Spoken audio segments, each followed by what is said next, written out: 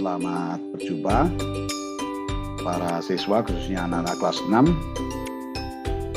Di sini Uki Channel akan memberikan materi atau memberikan materi untuk belajar bersama, khususnya bisa dipergunakan dan bermanfaat dalam masa-masa pandemi ini, yaitu belajar secara online. Materi yang akan kita sampaikan nanti adalah menyangkut tentang bangun ruang. Materi bangun ruang untuk kelas 6 ya. Untuk kelas-kelas yang lain nanti akan menyusul. Kita mulai dari kelas 6. Materinya adalah bangun ruang.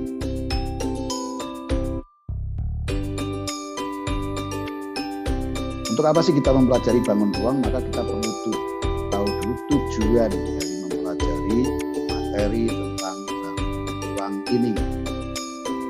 Tujuannya adalah membandingkan dan mengidentifikasi prisma, tabung, limas, kerucut, dan gula. Untuk pada saat ini saya batasi sampai kerucut dulu ya. Membandingkan dan mengidentifikasi prisma, tabung, limas, kerucut, dan gula. Yang termasuk bangun ruang itu seperti ini.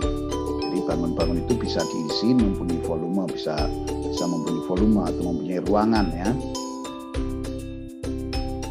Bahkan bangun seperti ini contohnya. Nah, pada prinsipnya bangun ruang itu dibedakan menjadi dua macam atau dua jenis ya. Dua jenis yaitu prisma dan limas.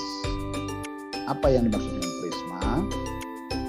Bangun yang mempunyai alas dan tutup dengan bentuk dan ukuran yang sama. Kalau kamu lihat bangun itu alas dan tutupnya itu bentuk dan ukurannya sama, maka itu termasuk prisma. Sedangkan untuk limas adalah bangun yang semua titik sudut dari alasnya itu dihubungkan ke dalam satu titik pada sudut puncak.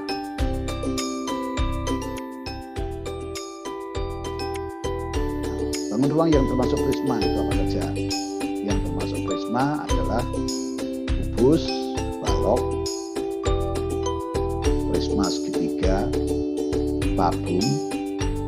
Kemudian yang termasuk limas, limas segitiga, limas segi 4, kerucut. Sebenarnya masih ada limas-limas yang lain. Prisma juga ada yang lain, ada prisma segi 5, segi 8 dan sebagainya ya. Nah, kita akan pelajari satu persatu. Kita melihat dari kubus. Dalam pelajaran dalam permainan kamu sering bermain alat seperti ini. Ini yang termasuk sebagai kubus. Ciri-ciri kubus kita lihat satu persatu. Kita lihat kubus itu mempunyai alas. Alasnya berbentuk persegi. Kalau benda ini kita lihat dari sampingnya, seperti jajar genjang, tapi ini sebenarnya adalah persegi. Kemudian samping kiri, samping kanan, di belakang, samping kanan, depan kita, dan tutupnya. Bangun ini mempunyai 6 sisi yang berbentuk persegi dan ukurannya sama. Yang kedua, kita lihat ciri-ciri yang kedua. Di sini ada garis-garis 4. Ini adalah sebagai rusuk. Rusuk yang mendatar, kemudian rusuk yang melintang. Mendatar ada 4, yang melintang juga ada 4. Kemudian rusuk yang tinggi ke atas ada 4. Nah, jadi ada 3 kelompok rusuk, yaitu mendatar, melintang di sana, kemudian ke atas. Dan ini semua panjangnya sama. Maka ciri yang kedua mempunyai 12 rusuk sama panjang. Nah, pertemuan dari rusuk-rusuk itu akan menghasilkan titik sudut. Nah, titik sudut pada bangun ini, pada kubus, itu ada 8 yang berwarna merah ini.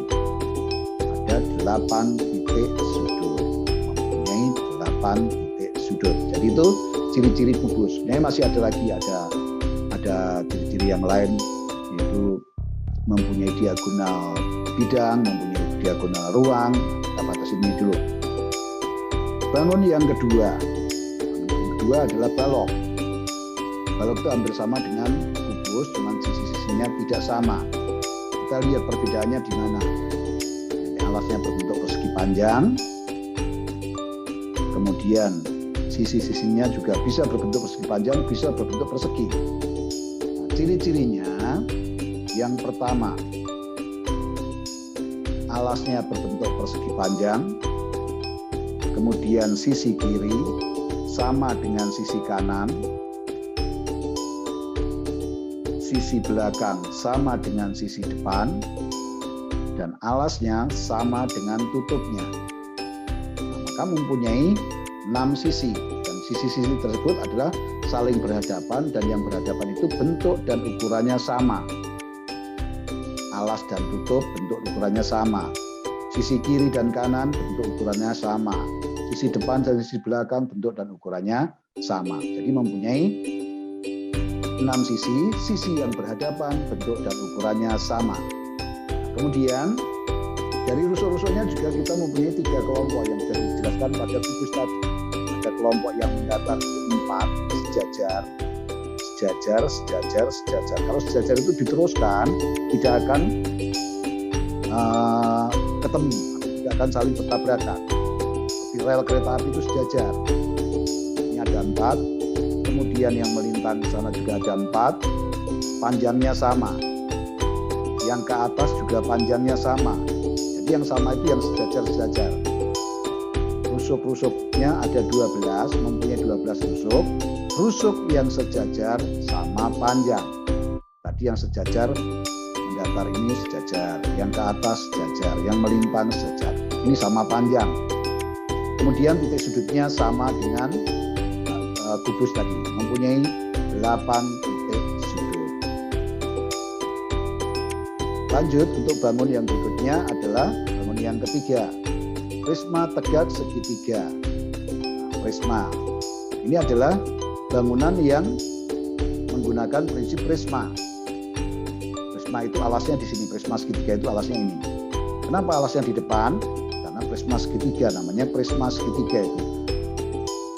Karena bangun ruang itu disebut atau nama bangun ruang itu disesuaikan dengan nama alasnya. Alasnya berbentuk segitiga, maka prisma itu disebut prisma segitiga. Ini tenda, kalau alas prisma segitiga ini, tapi kalau alas tenda bawahan yang hitam. Ya. Contoh, ini alas dan ini tutup, atau ini tutup, atau ini alas, ini tutup. Dihubungkan oleh rusuk-rusuk sehingga ketemu tutup yang sama. Maka ciri-cirinya yang pertama, kita lihat sisinya, alas, bukan alas, alasnya ini berbentuk segitiga. Masing-masing sisi segitiga itu menghasilkan permukaan baru ada 3 berupa persegi 4 atau persegi panjang, kemudian tutupnya untuk segitiga. Jadi ciri yang pertama mempunyai 5 sisi, 2 sisi berbentuk segitiga dan 3 sisi berbentuk persegi 4 atau persegi panjang. Kemudian rusuk-rusuknya seperti ini. 4 ada 4, kemudian ditambah 2 segitiga, ini sudah ada 4 ditambah 4 sudah 8, ditambah paling atas ada 9 rusuk. Rusuknya ada 9, jadi mempunyai 9 rusuk. Kemudian titik sudutnya ada 6, mempunyai 6 titik sudut. Itu ciri-ciri dari prisma segitiga. Prisma segitiga itu juga alasnya bermacam-macam, ada yang segitiga sama kaki, ada yang segitiga sama sisi, ada yang segitiga sama siku-siku, ada yang segitiga sembarang. Nah, kita lihat ini, prisma yang alasnya berbentuk segitiga siku-siku. Ini alasnya, kemudian sisi miringnya membentuk sisi, alasnya dari alas membentuk sisi, kemudian tinggi dari alas juga membentuk sisi, lalu ditutup oleh segitiga siku-siku. Ini yang namanya prisma segitiga siku-siku. Kita lanjutkan bangun yang berikutnya. Bangun yang keempat adalah tabung. Bangun tabung itu banyak kita jumpai di rumah. Kalau kamu minum itu ada gelas, ada cangkir itu sudah berbentuk tabung. Nah, tabung itu dibentuk oleh dua buah lingkaran sebagai alas dan tutup. Kemudian ini ada selimut. Selimutnya ini kalau dibongkar dan bentuknya seperti apa? Nah, kita lihat ciri-cirinya.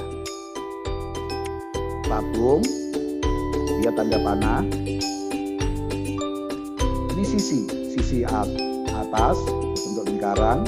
Kemudian ini kalau dibongkar ini akan bentuk sebuah persegi panjang dan bawahnya sebuah lingkaran. Maka ciri yang pertama adalah mempunyai 3 sisi, yaitu 2 berbentuk lingkaran dan 1 berbentuk persegi panjang.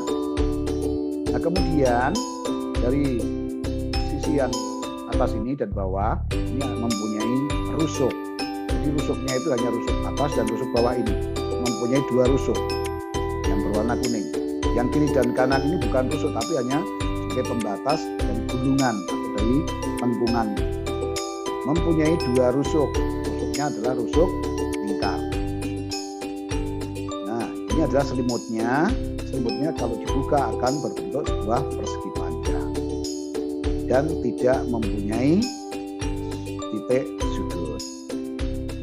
Ini bangun ruang yang pertama. Nah, mudah-mudahan anak-anak bisa memahami, bisa berguna dalam meningkatkan belajar kalian. Kita akan bertemu kembali untuk bangun yang kedua, yaitu tentang limas. Terima kasih, selamat menikmati, selamat menonton. Jangan lupa subscribe, kemudian like, dan berikan komentar untuk materi ini.